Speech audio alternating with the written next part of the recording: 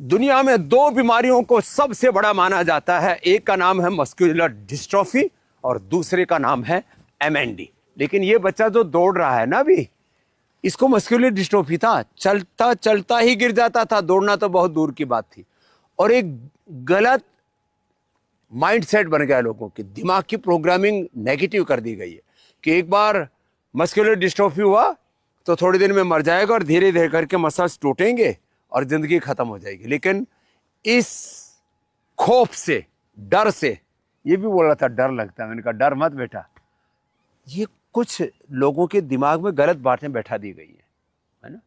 जैसे अलग अलग जातियों के बारे में, अलग अलग देशों के बारे में, अलग अलग मजहबों के बारे में, अलग अलग सामाजिक, आर्थिक, राजनीतिक रूप से बहुत से डर लोगों के भीतर बैठा दी गई है। ये भी चिकित्सा के नाम पर बहुत बड़ा एक डर है, खौफ है। तो तुम एक तो योगाभ्यास, धीरे धीरे सूर्य नमस्कार, अनुलोम विलोम पूरा करना, और अभी न्यूरोग्रिट, इम्यूनोग्रिट ले रहे हो ना, और इनको कंटिन्यू लेते रहना। और अश्वगंधा शतावर ऐसे ही थोड़ा दूध के साथ लेते रहना। 1 चम्मच सुबह घी भी पीना खाली पेट, और आंवला, एलोवेरा, गिलोय, गोंदन, अर्क, हनी भी लेना, है? और रोज अनुलोम विलोम ज्यादा करना, है ना। एग्जाम का भी स्ट्रेस नहीं लेना, एग्जाम के समय मेधावटी ले लिया करो, उससे डिस्ट्रेस हो जाओगे। अभी क्या पढ़ाई कर रहे हो? सीए की तैयारी। लो, सीए बहुत तेज दिमाग चाहिए उसके लिए, लेकिन वो हो जाएगा बेटा, बिल्कुल डरो मत, बैठो आप भी अनुलोम विलोम करो, और ऐसे पेड़ पौधों के साथ बैठा करो, क्या आनंद रहता है?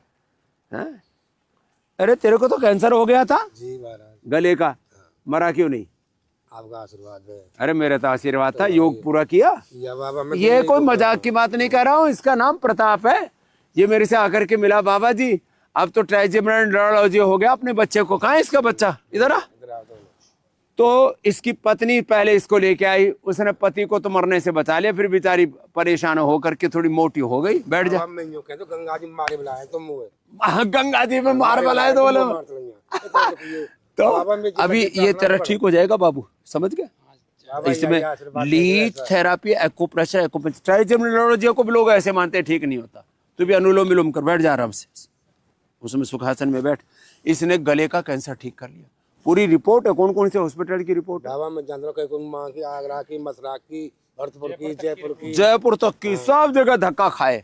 और योग करके और सिस्टोग्रिड का प्रयोग करके गोधन अर्क की कितनी सीसी पी गए बाबा? अनगिनती, अनगिनत। अब बाबा मैं दवाई बता दी कौन कौन से खाऊंगा सब। अब तो बस गोधन अर्क पी और प्राणायाम कर, और 5 पत्ता खा तुम। हाँ, तुलसी का, नीम के, तुलसी, नीम, गिलोय, एलोवेरा, ये तो रोज पी लिया कर बाबा, आपका आशीर्वाद है भाई। और ये ट्राइजेमिनल इसका भी अच्छा, ये दे दिया, ये भी ठीक हो जाएगा। ट्राइजेमिनल लौट जाए, बैठो बैठो।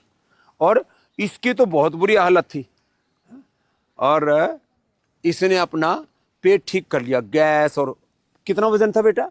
75 किलो। नाम क्या? अभिषेक। कहाँ से हो? हिमाचल प्रदेश। लो, ये हिमाचल की अब योगी आ गए, एक और इधर हिमाचल वाली बिटिया और खड़ी हुई है हमारी। और 75 से अब कितना आ गया था? 56। अब क्या हाल है यहाँ करके? यहाँ की ठीक है, गैस, एसिडिटी, इन्हीं से ही बेचारा का देखो हुलिया खराब हो गया था। 6 फीट का जवान 75 से घट के 49 आ गया, अब तो वापस बढ़ गया थोड़ा। लो, इसका भी पेट गड़बड़ हो गया था गुड़िया का। क्या हाल हो गया था बाबू? कितने दिन में टॉयलेट होता था? 10 दिन हो जाते थे। इसका नाम है पलक, और अब पलक झपकते पेट साफ हो जा रहा है। अब यहाँ जो सिखाया ना बाबू, आंवला, एलोवेरा आदि सब पिया करो, फिर योगा अच्छे से करना, और सुबह सुबह घी पान भी करना। हाँ? अब देखो इस छोटे छोटे बच्चों को गैस, 10 दिन में कब्ज, बताओ। तो खाने के बाद अभयारिष्ट भी पीना, है ना। ये सब करने से छोटे छोटे उपाय है, बच्चों को कब्ज, और फिर कब्ज चलता पूरी जिंदगी भर, फिर आंतें कमजोर हो जाती है, अंदर मल सड़ता रहता तो आंतें कमजोर हो जाएगी। अब योग अच्छे से करना बाबू। और ये बिटिया ने तो कमाल ही कर दिया, भावना ने, ये तो पूरी जोर से, ये भी हिमाचल की हमारी योगिनी बेटी है? एक तो कोरोना में नहीं मरी, कितना ऑक्सीजन लेवल आ गया था बाबू? 42। और फिर योग करके सांस भी नहीं लिया जा रहा था। इसका क्या नाम है पति का? अमित जी है।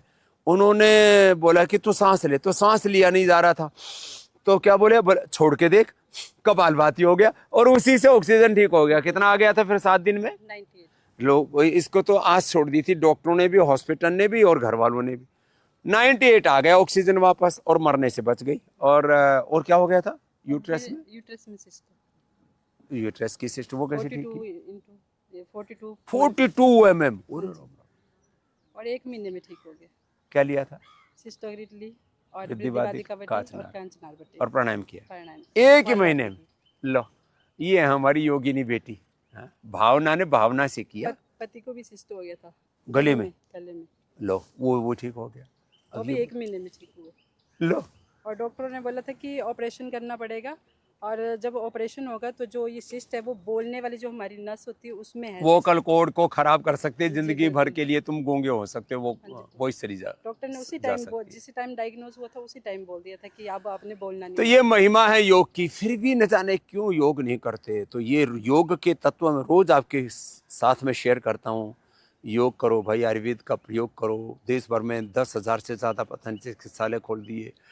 5 लाख से ज़्यादा लोग आपको ये कर्मयोगी हमारे सेवा में लगे। 1 करोड़ से ज़्यादा कार्यकर्ता सेवा में लगे हैं, योग कर रहे हैं, करा रहे हैं। और तुम भी योग करवाया करो बेटा। प्रधान जी गांव के प्रधान है, ये ठीक है। पूरे गांव को ना सुबह या शाम 1 घंटा योग भी कराया कर। बोले भाई इससे तो अपना स्वास्थ्य अच्छा रहता है ना, खर्चा कुछ भी नहीं लगता। और तेरे तो लाइव एग्जाम्पल हो गया अमित जी का भी और तुम्हारा भी भावना। मेरे ससुर को भी शुगर थी और बीपी। अरे वो माता जी भी तो आई हैं। हाँ, वो जो माता जी बैठी निर्मला क्या नाम? जी, उनको भी शुगर 700 था, अब 100 आ गए। अब तो इतने उदाहरण।